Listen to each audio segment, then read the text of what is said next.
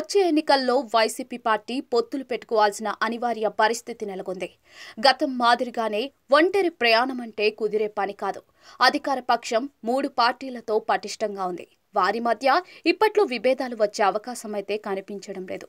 వచ్చే ఎన్నికల్లో ఆ 3 పార్టీలు ఖచ్చితంగా కలిసి వెళ్తాయి.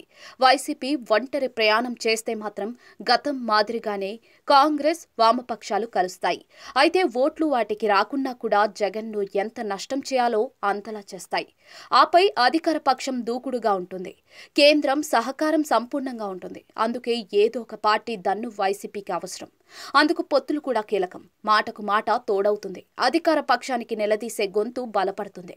అందుకే జగన్ పొత్తులపై సీరియస్ గా ఆలోచిస్తున్నట్లుగా సమాచారం. కాంగ్రెస్ తో పాటు వామపక్షాలతో కలిసి వెళ్తే ఓటు శాతం పెంచుకోవచ్చని భావిస్తున్నట్టుగా తెలుస్తోంది. దీనిపై కొద్ది రోజుల్లో క్లారిటీ వస్తుంది. తాజాగా వచ్చే ఎన్నికల్లో పొత్తులపై కీలక వ్యాఖ్యలు చేశారు వైసీపీ నేత విజయసాయిరెడ్డి. పార్టీలో పొత్తుల గురించి అధినేత జగన్ నిర్ణయం తీసుకుంటారని తాజాగా వ్యాఖ్యానించారు సాయిరెడ్డి. దీంతో పొత్తుల ఆలోచనతో వైసీపీ ఉన్నట్లుగా అర్థమవుతోంది. ఇప్పటి వరకు సెంటిమెంట్ తో పాటు ప్రత్యేక రాజకీయ పరిస్థితులు వైసీపీకి కలిసి వచ్చాయి. ఒక విధంగా చెప్పాలంటే అది జైత్ర యాత్రే. 2011లో ఆవిర్భవించింది వైసీపీ. అప్పట్లో వైఎస్ఆర్ మరణం విపరీతమైన సానుభూతి ఇచ్చింది. 2012లో జరిగిన 30 ఎన్నికల్లో అయితే జగన్ జైలుకు వెళ్లిన సానుభూతి బలంగా వర్కౌట్ అయింది. 2014 ఎన్నికల్లో ఒక ఊపు వచ్చింది. వైసీపీ అధికారంలోకి రాబోతుందన్న చర్చ నడిచింది. 67 స్థానాలతో గౌరవప్రదమైన స్థానాలను సైతం పొందింది వైసీపీ. 2019లో అయితే జగన్ కు ఒకసారి ఛాన్స్ ఇద్దామని ప్రజలు స్ట్రాంగ్ గా ఫిక్స్ అయ్యారు.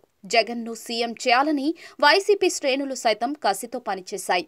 అయితే అదే ధోరణితో, అదే ధీమాతో ఒంటరి పోరాటం చేశారు జగన్ ఈ ఎన్నికల్లో. దారుణంగా దెబ్బతిన్నారు. కానీ ఈసారి పొత్తు లేకుండా ముందడుగు వేయడం ప్రమాదకరమే.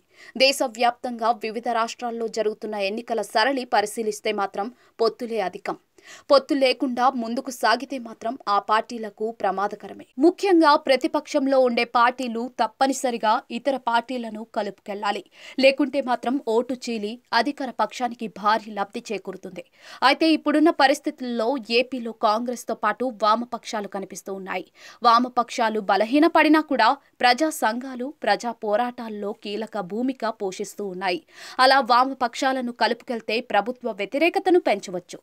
ఇక కాంగ్రెస్ ను కలుపుకుని వెళ్తే ఆ పార్టీకి ఉన్న ఓటు బ్యాంకు మొత్తం కూడా టర్న్ అయ్యే అవకాశం ఉంది. ఇప్పటికే వైసీపీలో ఉన్నది కూడా కాంగ్రెస్ క్యాడర్ అన్న విషయాన్ని గుర్తుపెట్టుకోవాలి. అయితే గతం మాదిరిగానే సింహం సింగిల్ గా వస్తుంది అన్న నినాదాన్ని విడిచిపెడితేనే వైసీపీకి భవిష్యత్తు. లేకుంటే ఒంటరి పోరాటం అంటే మూల్యం తప్పదని విశ్లేషకులు చెబుతూ ఉన్నారు. మరి జగన్ ఎలాంటి నిర్ణయం తీసుకుంటారో చూడాలి.